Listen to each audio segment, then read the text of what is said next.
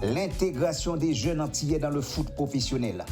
Quelle est la probabilité de devenir footballeur professionnel? L'apport des parents et des éducateurs. Autant de questions qui seront évoquées dans C'est le foot ce mercredi de 15h30 à 16h30 sur Canal 10, bien sûr.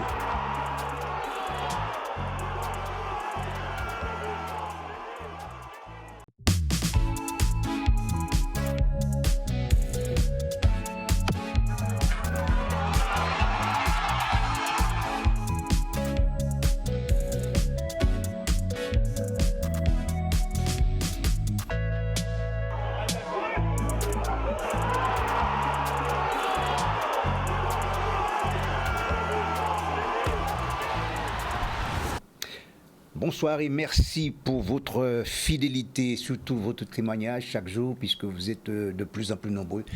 Eh bien, regardez cette émission qui est du reste la vôtre, à savoir C'est le foot. C'est le foot, 15h30, 16h30, vous savez, c'est l'horaire qui vous est imparti en tout cas pour que vous puissiez voir votre émission. Aujourd'hui, l'intégration des jeunes antillais dans le foot professionnel, un sujet, c'est vrai, qui fait appel à de nombreuses réflexions sur le plateau et puis évidemment, nous avons des invités pour pouvoir en témoigner. Mais nous aurons justement un invité très très important d'ici quelques instants que vous allez découvrir et que vous connaissez aussi en même temps, Wendy Renard, qui sera avec nous d'ici quelques instants. Mais auparavant, évidemment, je salue tous les invités que nous avons sur le plateau. Bonsoir. Bonsoir. Alors évidemment, nous avons donc Sully Claire qui est responsable de l'école de foot de Sirocco. Tout à fait, c'est bien ça. Responsable de l'école de foot, alors au Sirocco depuis 2010. Oui. Et responsable de l'école de foot depuis, on va dire, 7 ans, oui, jusqu'à aujourd'hui. Vous avez tenu absolument à ce qu'elle soit à côté de vous, puisque vous faites partie du même club. Tout à fait. Claudia Rabouteur, vice-présidente du Sirocco, bonsoir. Non, c'est Catherine Mann. Ah, Catherine Mann. Pas encore vice-présidente. Oui, mais enfin, elle espère être demain, peut-être, voilà. Pourquoi pas. Voilà. Ben, je voulais tout le monde arriver quand même à... Voilà. Et puis la troisième personne, ça va Claudia Rabouteur, vice-présidente du Sirocco, qui fait partie également de la Ligue de football, si je crois bien. C'est bien ça, oui. D'accord. Bonsoir. Bonsoir. Merci d'être présente justement sur le plateau. Plaisir. Christian Pioche, qui évidemment, c'est quelqu'un qui a marqué de son empreinte le football guadeloupéen et qui tenait à être sur le plateau pour une raison très particulière, puisque c'est vrai, il faut dire que nous avons perdu un des nôtres, en l'occurrence José Guédu. Témoignage oblige, justement, pour ce grand monsieur. Bonsoir, Christian. Bonsoir à tous. Jackie Martol, aussi compagnon de route, je dirais, de José Guédu. Merci pour ta présence aussi sur le plateau. Merci, bonsoir aux téléspectateurs. Et je suis secrétaire général de l'association des jeunes du foot. Ah oui, mais justement, on va en parler. Et puis, évidemment, on attend l'arrivée de Philippe Céligny, qui fait partie également du Sirocco des Abîmes. Mais pour mettre un terme justement à cette présentation, je voulais quand même parler de Jean-Baptiste Gassion, qui est notre consultant. Bonsoir, Jean-Baptiste. Bonsoir, Richard. Bonsoir à tous. Oui.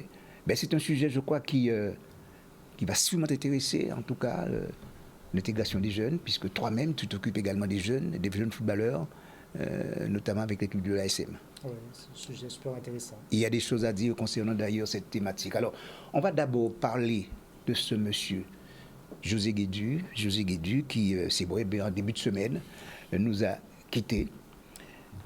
Je voulais voir d'abord avec toi, Jackie, qui était cet homme? Mais écoute, José, de par sa disparition brutale, nous a laissé, encore je dirais, entre guillemets, groggy. Donc José, très bon footballeur, mais surtout très bon ami, qui partageait avec nous depuis près de 5 ans, puisque c'est dans le cadre aussi de l'ALF qu'on a développé un certain nombre d'activités, d'événements, qui a, comment dirais-je, qui a bien voulu montrer toute l'ambition, toute la détermination qu'il avait à faire des choses pour les autres. D'accord ? Je n'ai jamais vu José, pour ce qui me concerne, jamais vu José Guédu fâché. Ok, il pouvait l'être, mais après, il revenait à lui-même, c'est-à-dire il n'y avait aucun problème avec quiconque. Tout le monde l'aimait. Oui, tout le monde l'aimait, et puis j'ai souvent entendu aussi, le concernant d'ailleurs, qu'il aimait le bon jeu et qu'il aimait transmettre son savoir. Oui, je laisserai à Kiki et aux autres du Sirocco d'en parler de manière plus profonde. Je l'ai côtoyé au football, à la solidarité scolaire dans les années 80. Mais après, on s'est connus sur une période particulière. Hein. C'était la période des jeunes où on sortait ensemble, etc. Et là, comme je le disais tout à l'heure, hein, cette amitié qu'on a, c'est mis en évidence quand on a voulu créer des choses. Créer des choses, c'est-à-dire faire pour les anciennes gloires du football de la Guadeloupe. Disons, le groupe, l'ambiance de groupe, il aimait bien cela aussi. Oui, il aimait l'ambiance de groupe, son souhait du dimanche, ses souhaits, parce qu'il jouait le samedi, il jouait le dimanche, mais avec nous particulièrement le dimanche. Et c'était sa passion. Hein, le football, c'était sa passion. Être là, au foot tout le temps, c'était sa passion. Il aimait ça. Ouais. Je me souviens encore, Jackie, vous avez monté une association et que je devais normalement vous recevoir sur le plateau de Canadis. Malheureusement, ça n'a pas eu le temps de se faire. On devait même partir à Marie-Galante, justement, au tournoi à Kael avec Hector Bessri. Ça n'a pas pu se faire. Et cette association, quel était son but? Mais écoute, déjà, c'est vrai que lorsque je me retrouve seul ici, j'ai pensé en venant à tous ces rendez-vous manqués. Oui. Donc, cette association créée en octobre 2019, il n'y a pas d'exclusivité ni de monopole, mais pour nous, il y avait un léger vide sur le retour de nos anciennes gloires du football. Et donc, nous avons été sollicités. Nous l'étions pratiquement tout le temps. Il a fallu faire des choses. Donc, on a voulu, dans un premier temps, on a fait un tournoi de vétérans à Sainte-Anne, puisque le club, je suis Pointois, mais j'habite Sainte-Anne, donc le club, c'est lors de nos souhaits, justement, du dimanche, sur notre stade de Touatif, où on a eu l'idée de créer cette association, les jeunes foot. Et puis, on s'est dit qu'on va à Marie-Galante, parce qu'il ne faut pas oublier que José, il est de Marie-Galante. Oui, oui. José dit, moi, Jackie, il faut nous voir Marie-Galante. Et donc, on a fait un travail avec la Ligue guadeloupéenne de football, avec les collectivités de Marie-Galante, et bien sûr, Hector Bessri et tous les anciens, sans oublier Jacques Badin, qui a été le parrain de l'événement. Oui, oui. Et donc, nous avons honoré les anciennes gloires du football de toute la Grande Galette. Kiki, oui. Christian, Kiki pour les intimes évidemment, je connais depuis des lustres quand même. Alors Christian, c'est vrai que toi tu l'as connu particulièrement, je veux dire en dehors du foot, parce que vous avez œuvré ensemble dans la même entreprise. Oui. Alors, il était comment? Alors bon, José, surtout moi, si vous voulez, lorsqu'on vit avec quelqu'un, un collègue, pendant 35 ans, et vous savez, le lundi à vendredi, dans les week-ends, c'est tellement fort très souvent qu'à un moment, on considère le collègue comme un grand frère, comme un ami, comme un père, comme un confident. Et je vous dis sincèrement, José au travail, c'était la lumière. On a un problème, il met de la lumière. Et quel que soit le problème qu'on avait, on savait que José est là, tout va réussir. Et comme l'a dit Jackie, on nous apprend la nouvelle, il a fait un malaise. Jusqu'à maintenant, chez nous, en Sodimat, on n'est pas encore au top, on n'est pas bien, on ne sera jamais bien. Ouais. Parce qu'il y a un grand vide. Lorsqu'on voyait tous les matins, son bureau est fermé. Et à tout moment, il y avait de la joie. Voilà.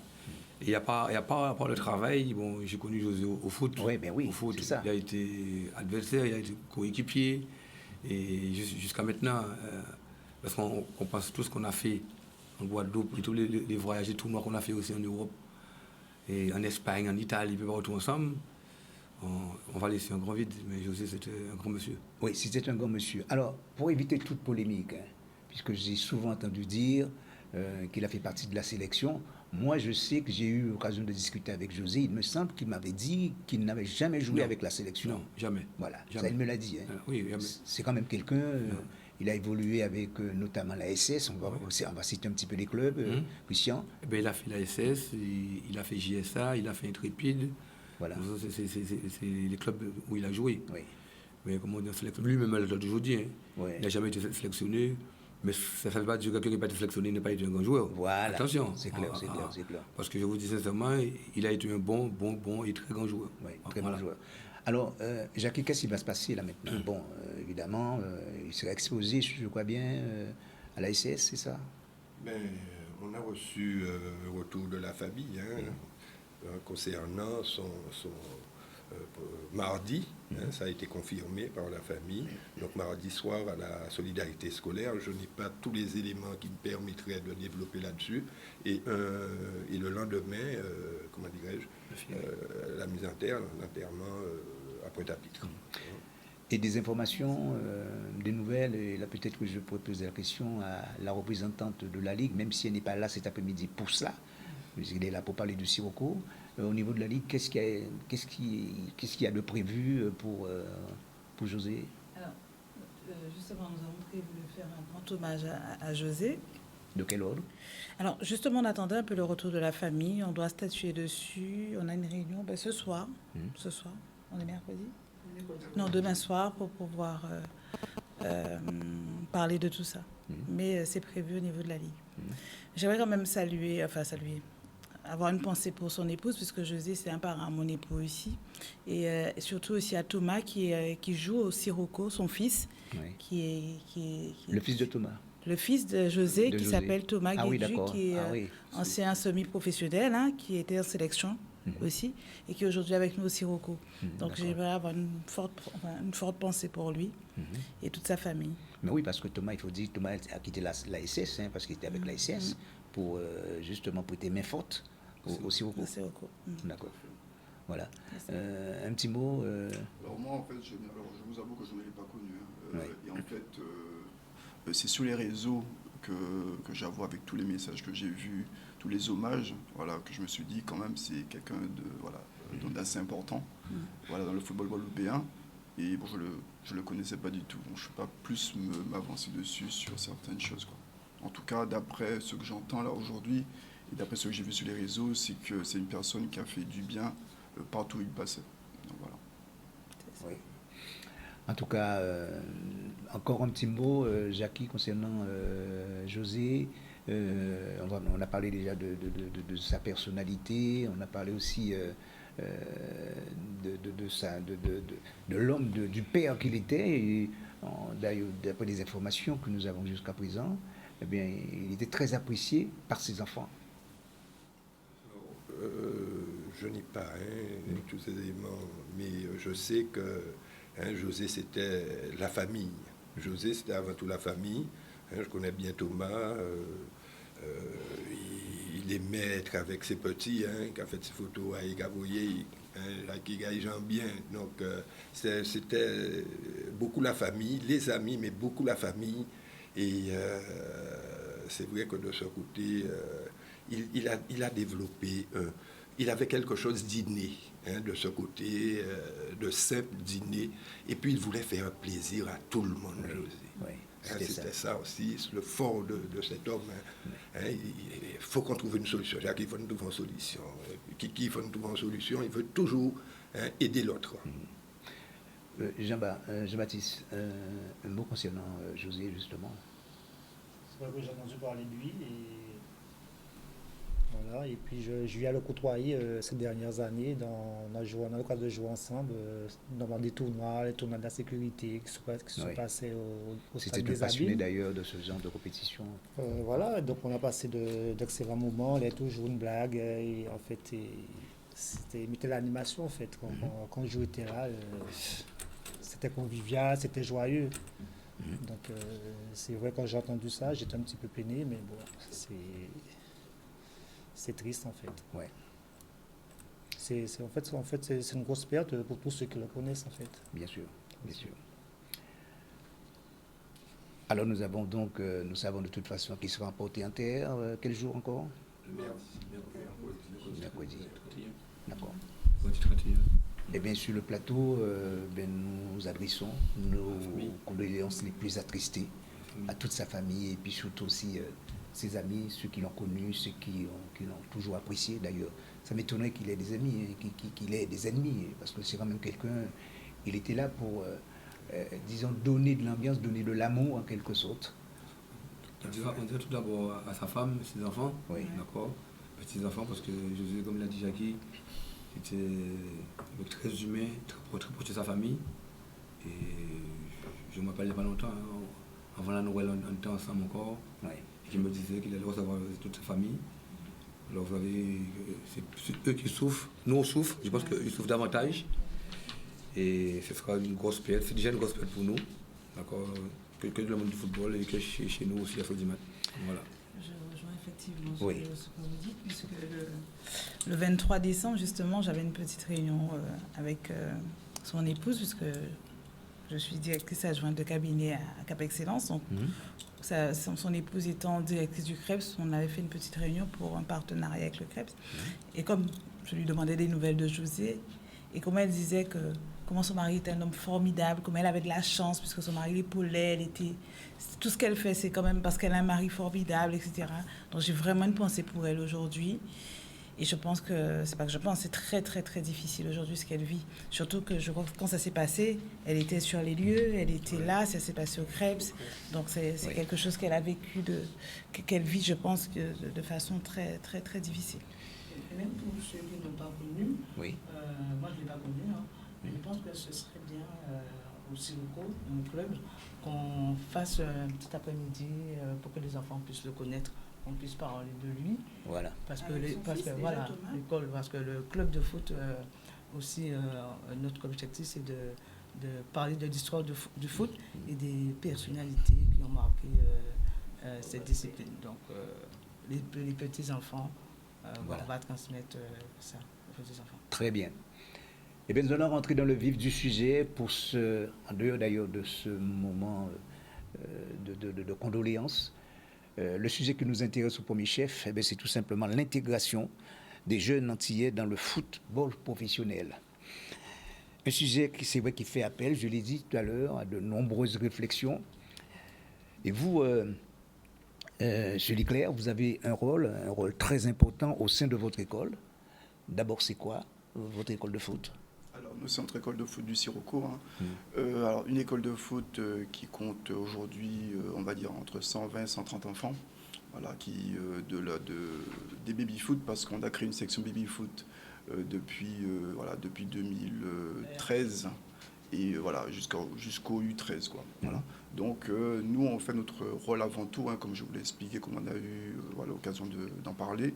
Nous, vraiment, c'est l'intégration des enfants dans le sport en tant qu'homme, à travers toutes les valeurs en fait, qu'on peut développer par la pratique sportive. Oui. C'est vraiment ceci avant tout. C'est sûr qu'après, si un enfant a un potentiel, si on voit que dans la masse, entre guillemets, il y a des enfants qui ont un potentiel et qui peuvent aller plus loin, c'est sûr qu'on va forcément les pousser vers, on va dire, cette intégration un peu plus loin, quoi.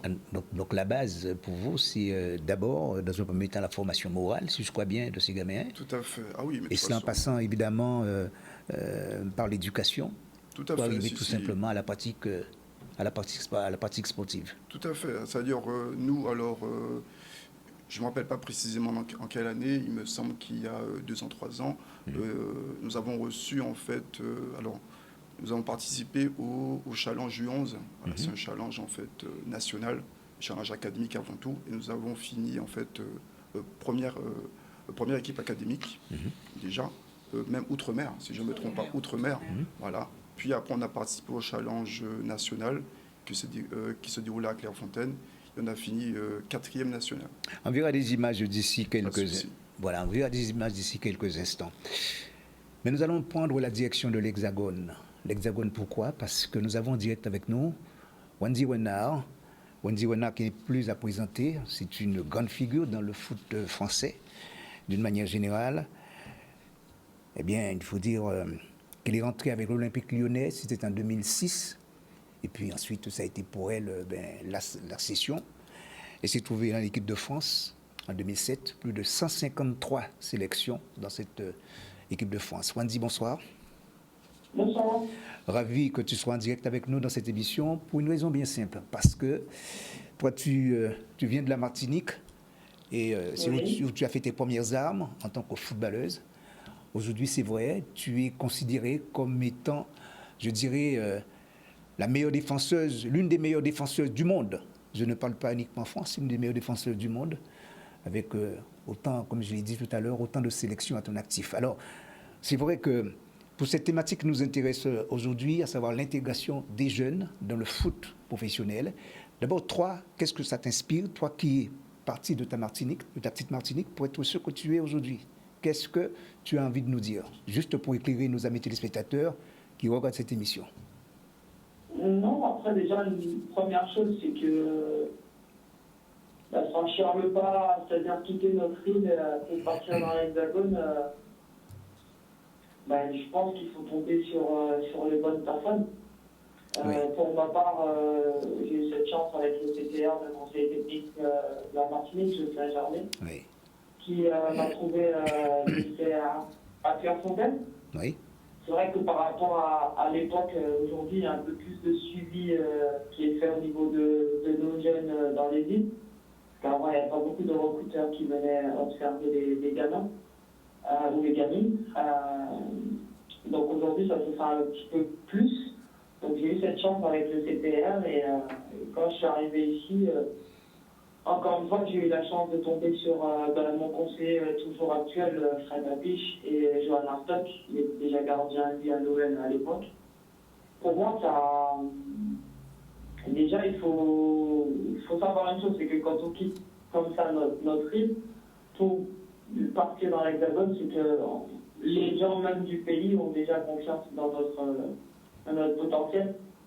Oui. Et quand on arrive ici, en fait, il faut tout simplement essayer de l'exploiter et de le montrer au maximum, en fait, sans se mettre de pression, jouer, prendre du plaisir comme si on était au pays.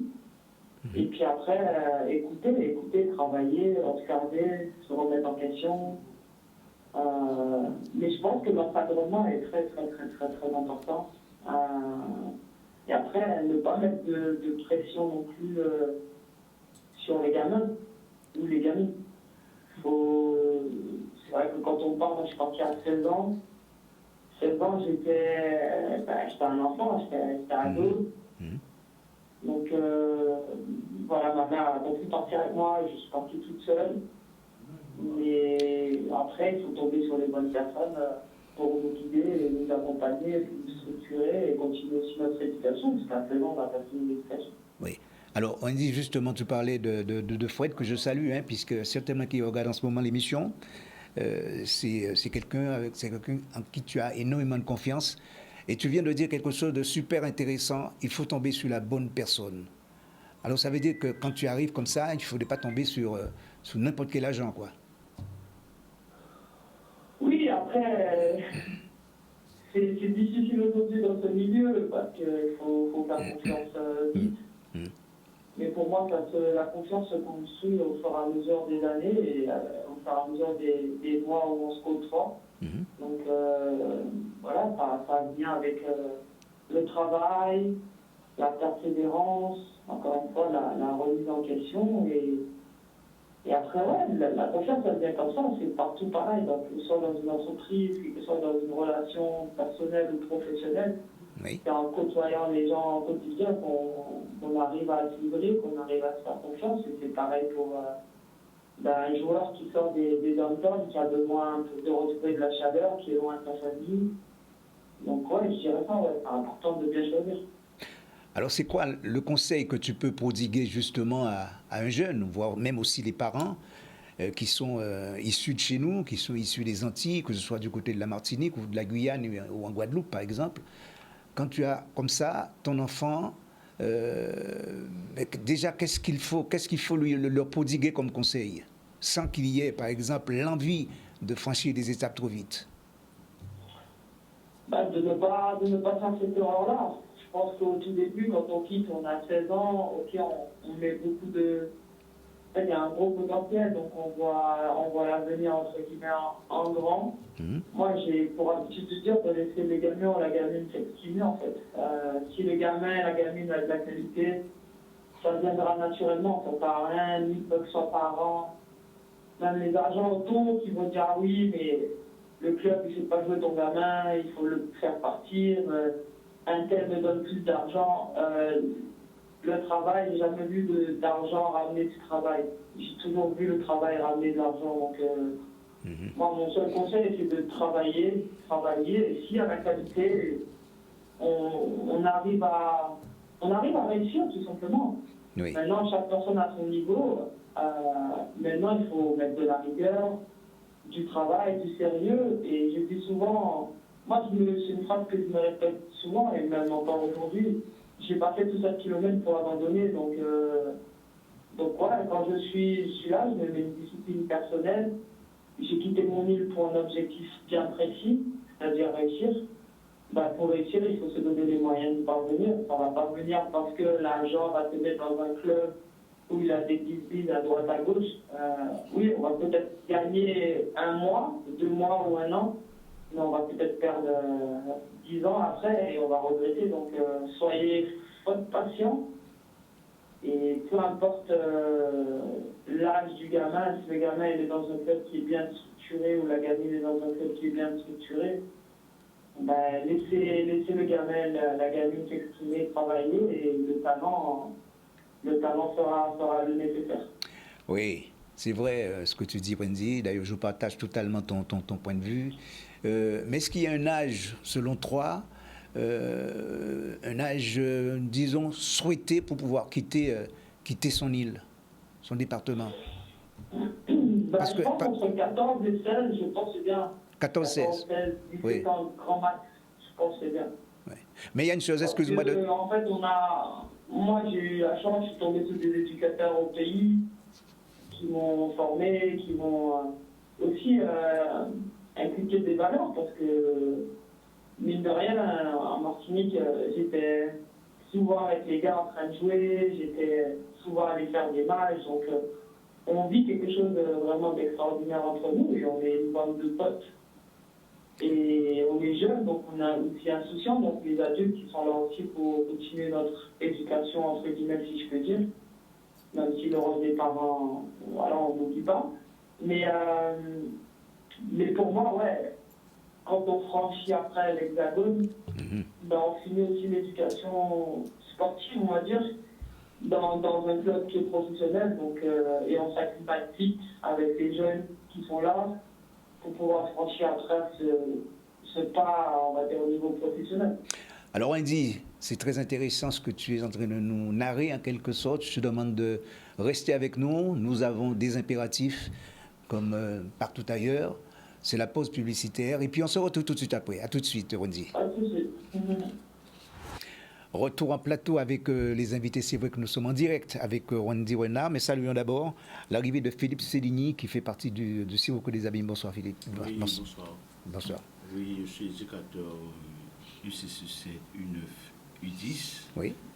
Et avec les jeunes, avec M. Sudicler et Man. Et on est ensemble pour aider les enfants. Pour aider les enfants. Oui. Quelqu'un qui est avec nous en direct aussi pour aider les enfants, ne serait-ce que par ses conseils.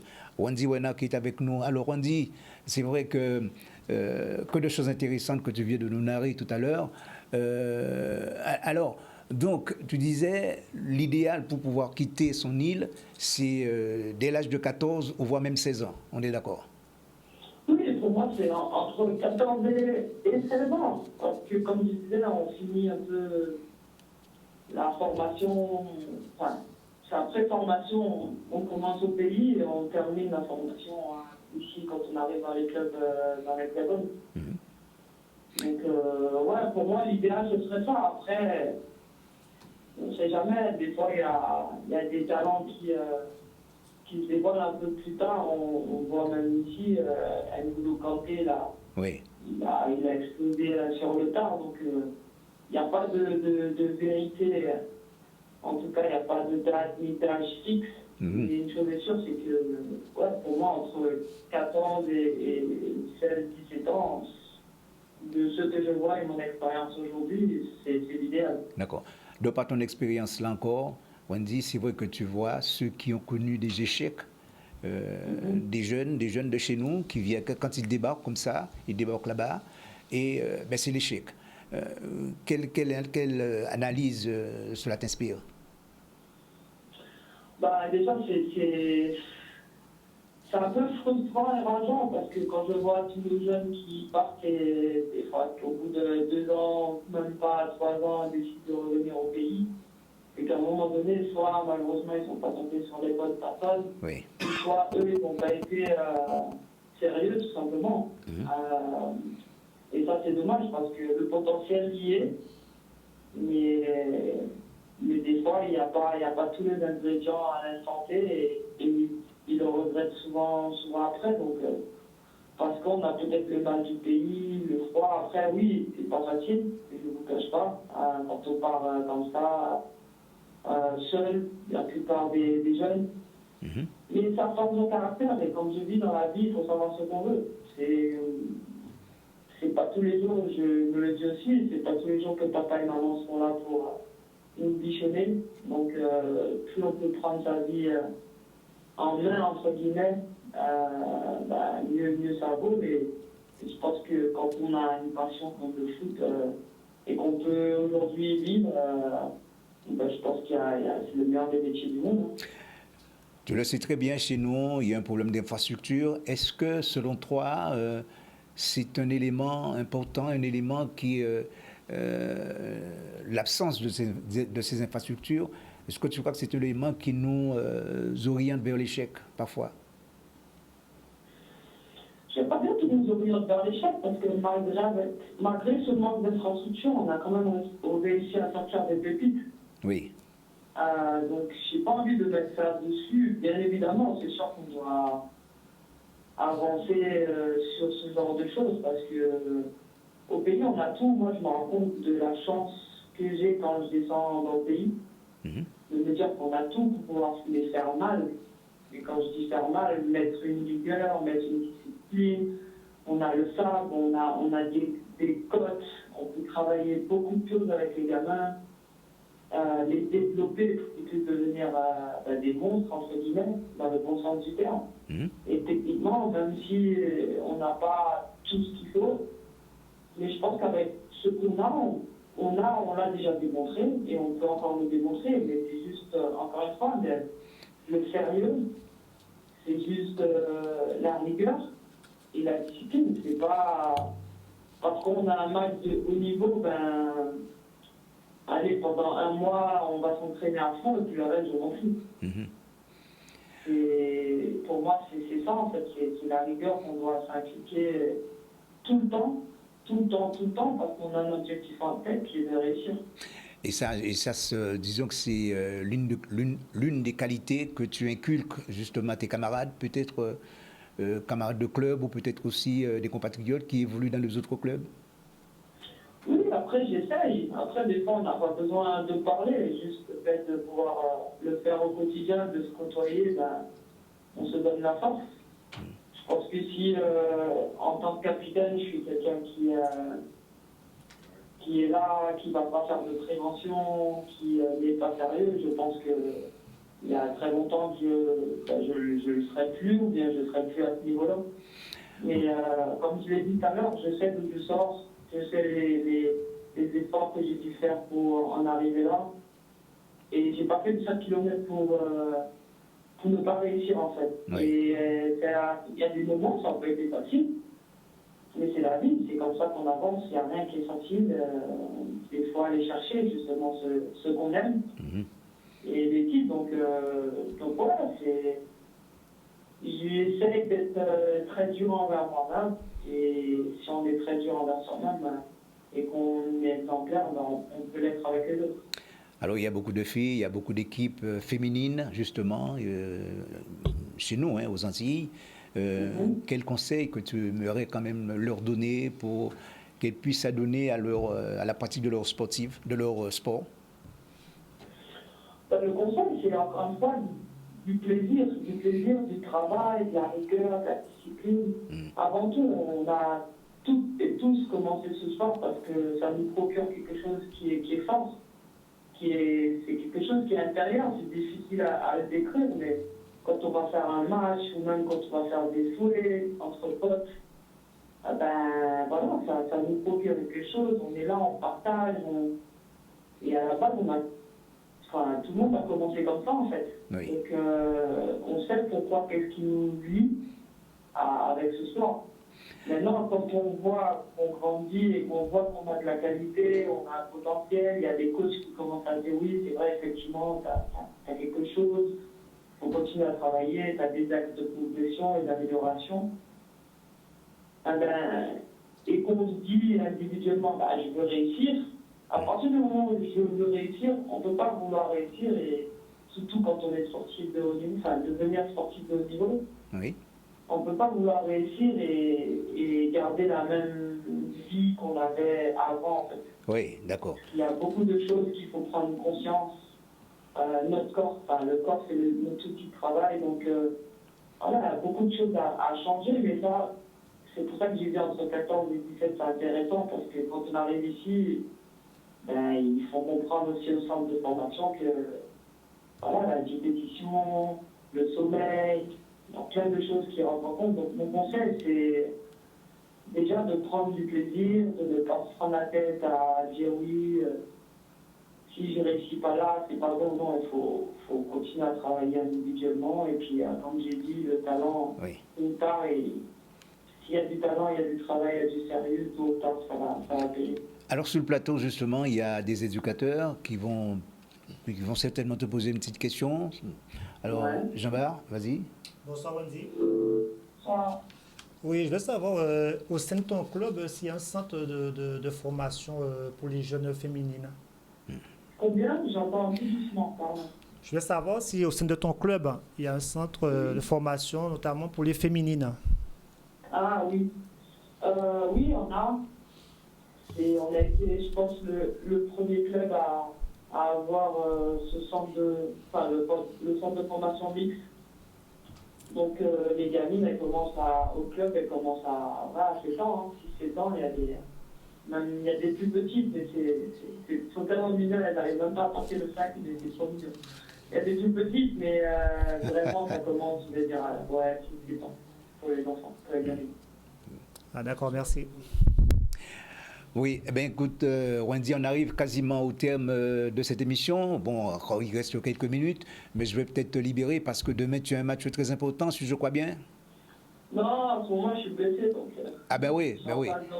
D'accord, donc c'est le repos pour toi. Donc le travail, oui.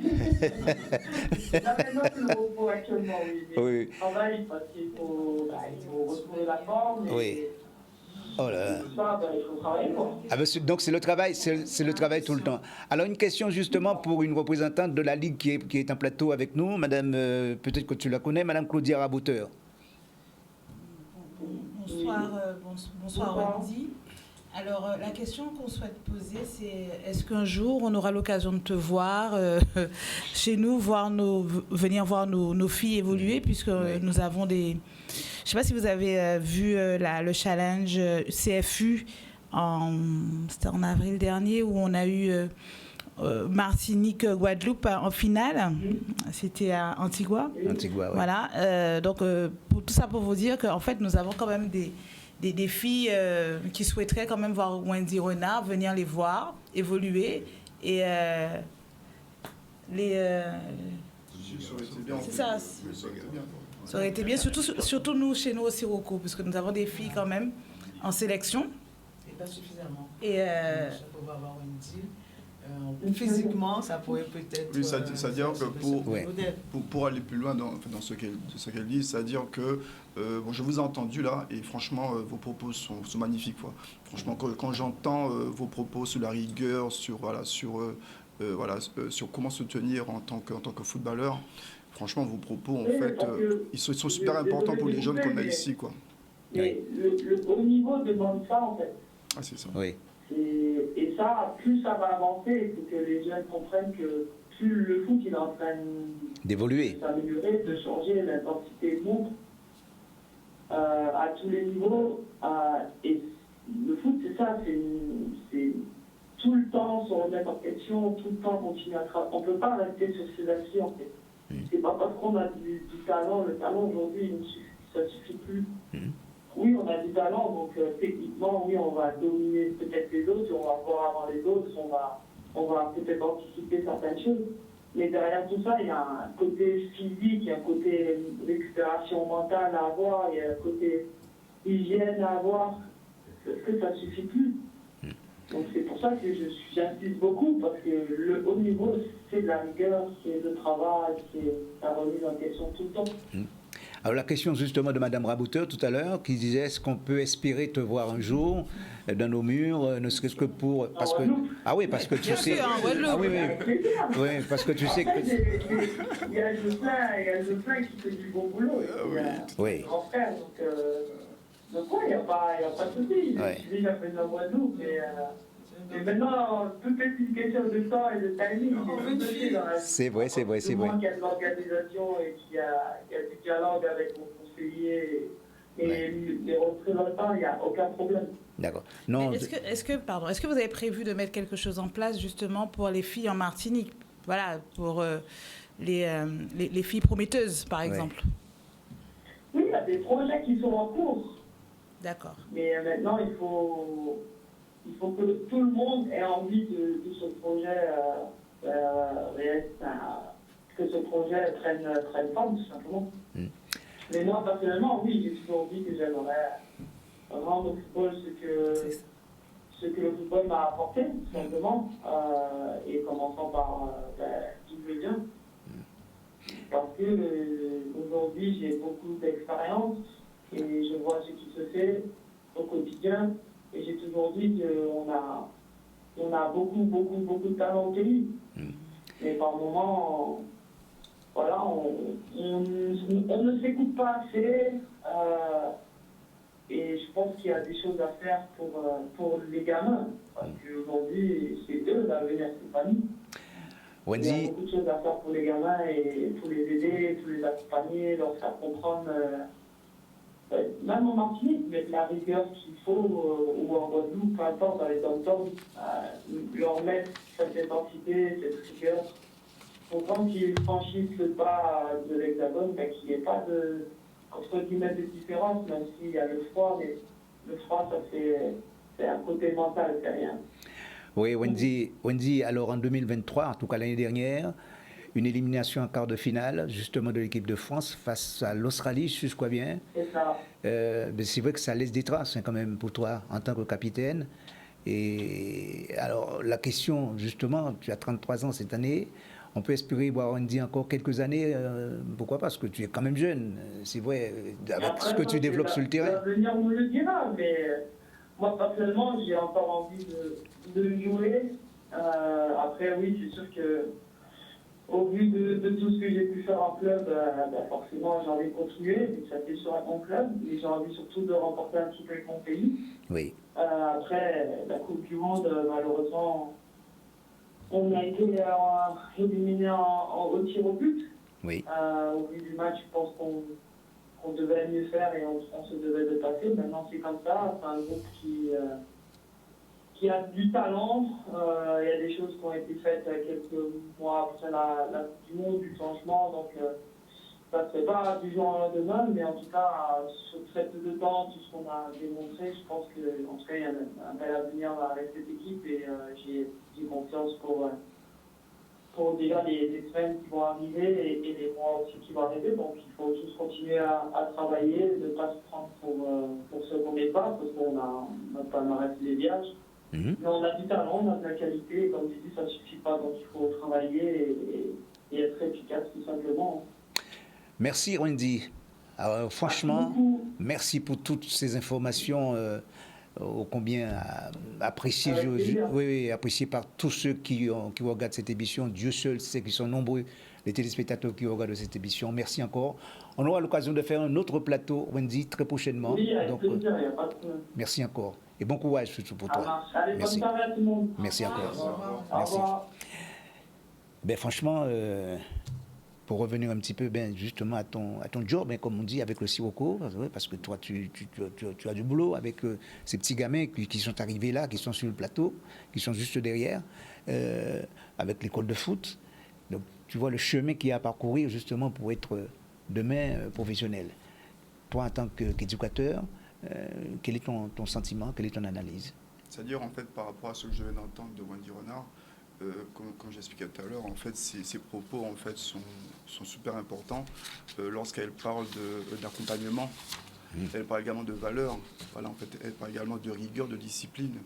Et en fait, j'ai envie de dire que les jeunes d'aujourd'hui, voilà, il faut qu'ils soient dans cette démarche en fait, pour pouvoir réussir et avancer, quoi. Et nous, en fait, dans l'école de foot du Sirocco, en tout cas dans les écoles de foot qui en Guadeloupe aussi, pas forcément que la nôtre, voilà, c'est-à-dire que la démarche, elle est ainsi, quoi. C'est-à-dire inculquer ces valeurs aux enfants. Franchement, au-delà de l'aspect technique, comme elle a dit, parce qu'elle a dit, voilà, ce n'est pas forcément, voilà, un enfant n'a pas forcément besoin de beaucoup de technique, même si c'est important. Voilà, au-delà de l'aspect technique, c'est l'aspect des valeurs. Et voilà, et si l'enfant a tout ce bagage, en fait, s'il a la force de caractère pour pouvoir avancer, s'il a un bel accompagnement, pour moi, il n'y a aucune raison qu'ils ne réussissent pas, quoi. Oui, ils sont petits, c'est vrai, vous les voyez évoluer, vous dites certainement qu'il y a de bonnes graines parmi eux. C'est ça? De 4 ans, donc là, ils ont 9 ans, mais on les prend de l'âge de 4 ans en baby-foot. Oui. Et je voulais aussi, Wendy a parlé de cordon ombilical, effectivement, on les prend à 4 ans, et il y a les parents aussi, qui font partie intégrante de l'accompagnement des enfants. Et de l'évolution en quelque sorte des gamins. Donc, ouais. elle a parlé du sommeil, de l'alimentation, ça c'est les parents qui prennent l'engagement de faire ce travail-là. Kiki? Oui, moi j'ai écouté tout ce qu'elle a dit, c'est parfait. Mais il faut qu'on sache le haut niveau, reste le haut niveau, c'est du travail en permanence. Il faut savoir aussi arriver au haut niveau, c'est pas évident. Sur 100 gamins, peut-être c'est 1 ou 2 qui va arriver. Il faut qu'on le sache. Alors ceux qui vont arriver en national ou en CFA, d'accord? Mais le haut niveau, comme on dit, comme les gens en Ligue 1, c'est du travail, c'est de la chance, il y a beaucoup de choses qui rentrent en compte. Voilà.